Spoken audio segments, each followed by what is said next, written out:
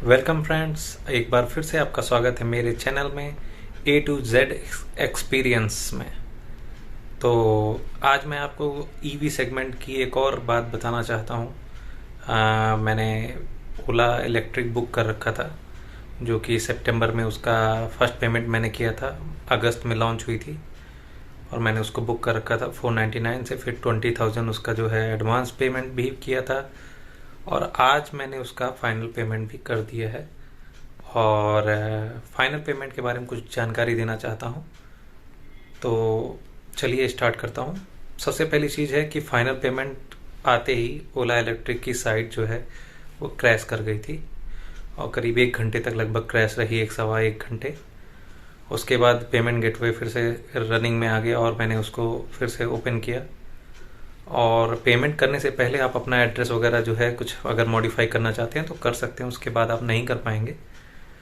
तो पेमेंट करते वक्त मुझे कुछ दिक्कतें फेस आई जो मैं आपके साथ शेयर करूंगा। कि दिक्कत ये आई कि डेबिट कार्ड में लिमिट की, एक्चुअली SBI का डेबिट कार्ड है मेरा और उसमें लिमिट केवल 75,000 टू 1 लाख रुपीज़ तक होता है। और मेरा पेमेंट काफ़ी ज़्यादा था क्योंकि यूपी में सब्सिडी नहीं है बिल्कुल, 1,34,000 के आसपास। तो मैं वो नहीं कर पा रहा था, 2-3 बार मेरा फेल हो गया। और फिर मैंने नेट बैंकिंग का इस्तेमाल किया और नेट बैंकिंग के थ्रू मेरा पेमेंट ईजिली हो गया।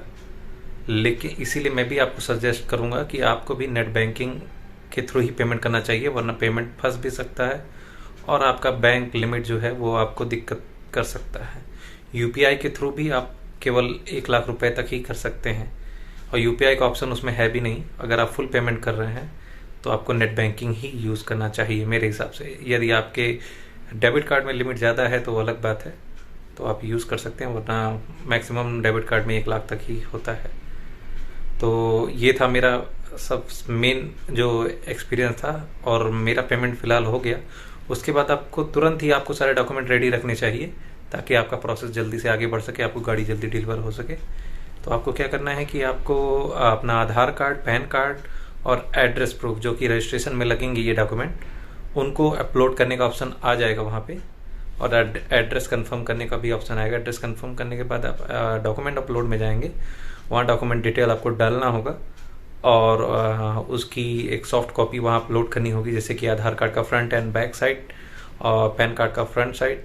और अगर आपका एड्रेस प्रूफ है, जो भी इलेक्ट्रिसिटी बिल है या जो भी एड्रेस प्रूफ होते हैं वो, अगर आप कहीं ऐसी जगह रहते हैं जो रेंटेड है, आधार कार्ड पे एड्रेस अलग है लेकिन आपको जहां आप डिलीवरी करा रहे हैं वहां के एड्रेस का आपके पास कोई एड्रेस प्रूफ ऐसा नहीं है, तो आप रेंट एग्रीमेंट बनवा के वो लगा सकते हैं। रेंट एग्रीमेंट अगर आपके पास है तो वो आप लगा सकते हैं और उस पर आपका रजिस्ट्रेशन हो जाएगा। उसी एड्रेस पे आपको गाड़ी डिलीवर भी हो जाएगी और वो आपका एड्रेस प्रूफ के तौर पे मान्य होगा। वो लगभग सभी राज्यों में ये मान्य है, ओला के साइट पे मैंने चेक किया है। और मैंने भी एड्रेस प्रूफ ही लगाया है रेंट एग्रीमेंट का।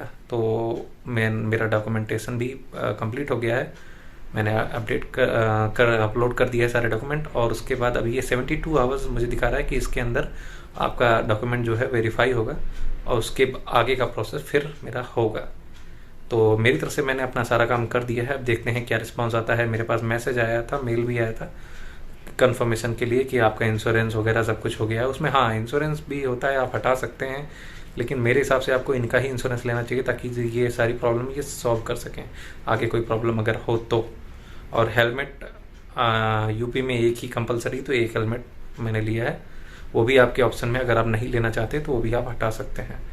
तो ये सारी चीज़ें थी। और RTO का यहाँ कोई छूट नहीं है, इसलिए RTO में लगभग 7.5-8 के आसपास लगता है, और आपको पे ही करना है बिल्कुल। तो यही था मेरा एक्सपीरियंस। मिलते हैं अगले अपडेट पे। जब मेरा कोई अपडेट आएगा तो मैं आपको ज़रूर इन्फॉर्म करूँगा। तब तक के लिए गुड बाय।